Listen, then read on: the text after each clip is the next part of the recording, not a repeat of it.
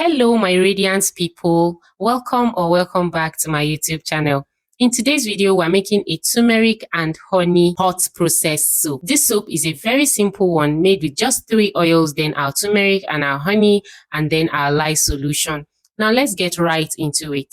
Please remember to check the description box because the measurements and instructions and every other information you need would be right there in the description box. So what we are going to do first is to infuse our turmeric powder into our coconut oil. Now, there are 2 ways you can do this infusion. You can add the turmeric powder into the oil and then you cover and keep it aside for a few days to a few weeks to infuse. That's the cold method. But I use the hot method.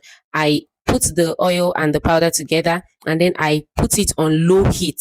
Like there should be emphasis on low heat so that the oil does not become destroyed in the process. So just keep the heat low and then only heat up for a few minutes at most. I think I heated up for about 3 minutes or so and I put it down and I still left it for a few days just to ensure that the turmeric really gets infused into the oils. Now there is also another step that you can take, which I didn't. You can decide to filter out the particles of the turmeric if you don't want to see them in your soap. But for me, I really don't mind. I think that it gives the soap this rustic look. So what you are seeing here is the oils. We have the coconut oil that has been infused with the turmeric powder, and then we also have shea butter and castor oil. Those are the 3 oils in this formula. To that, I also added some honey. I added about 5 milliliters of honey to the oils. Now, some of the honey was left on the spoon, and that is what is making the lye solution to look yellowy, right? So you can decide to add your honey to the lye water before adding the lye itself, or you can decide to add it to the oils. So what I am using in this video is called the heat transfer method. So I did not melt my oils down. Rather, I'm using the heat from the lye solution to melt my oils. So I use this heat transfer method because it saves time, it saves energy, and I just feel it is not really necessary to heat up the oils if the lye is already hot, except in specific formulas where you just feel like it is best to heat the oil separately and the lye separately, and then you mix them up together. So but this is what we have, and for this formula I would advise you don't use a stick blender, because using a stick blender may introduce a lot of air bubbles into your soap, although that would really go out because you are using heat. But then just use your spatula, it will all come together nicely. So what I did is to use double boiler method. I put a pot on the heat and then I put the soap butter on top of that. So that's double boiler to heat up the soap butter. Like I said, this is a hot process soap, so I use that double boiling method because I don't have a crock pot. And after it must have heated up nicely and you can see that it is together, you remove it from the double boiler and you keep it aside for a few minutes and you see that the soap does not separate, then you are sure that your soap butter is ready. All you need to do is to pour it into the mold. Now I have the proper silicone molds, but sometimes I just like reusing packaging items that I have in my house. So this is what I did. I just took bubble wrap and an old carton because this is a hot process soap, so it's not going to pour out. But I don't recommend you doing this for a cold process soap, right? But hot process soap gets hard very easily.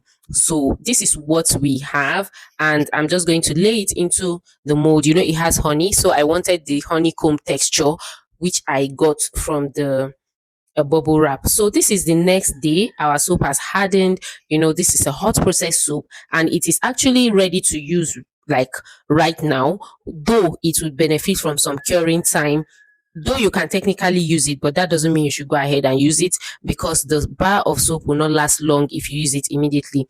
You cut it up and keep it for a few weeks to completely cure. That is for all the moisture to dry out, and then it will give you a milder bar of soap and a longer lasting one. So this is what I have. You can see how pretty this bar is. I just love how rustic the hot process soap looks. So I've cut it into smaller pieces, and this is what it looks like. Very beautiful. I love it. Now after that, I said I'm going to keep it in an open place, like a place where there's good air circulation, in order for it to cure. Now, by the time it cures, it may become a little bit lighter because of the oil weight, though because this is a hot process soap, it's not going to become too much, it is not going to lose too much weight because it has already been cooked. So here I am trying to do a lather test. This was actually the next day, the same day I cut it. I tried to like do a lather test to see how it feels on the skin and to see the kind of bubbles it gives. Now note that because this is just the next day, it is going to become more bubbly after curing. Yes, it's going to give more lather. So if it has this much lather the next day, you can be sure that this is going to be a high lathering soap, and that is mostly because of the coconut oil. So it has this luxurious feel because of the shea butter and the castor oil, and that is why I always use castor oil in my soaps. So look out for the complete measurements of the oils and the lye and every other thing in the description box, and let me know if you have any questions. This video is nothing fancy, I just shot it. I just had to make this soap because I was moving out of my former apartment and I didn't want to go with all the oil, so I just had to put soap together, and that is how I made this video. So it may not be really like very well put together because sometimes I didn't even use my tripod. I just had to, balance my phone. But I just wanted to bring this to you. This is a very simple formula that you can make with items that you can easily find around your house. So do let me know if you have any comments. Give me a thumbs up if you found this useful. And if there's any other thing you think I have missed out in this video, please let me know in the comments. And another thing I must say is you may have noticed that I didn't use gloves when making this soap.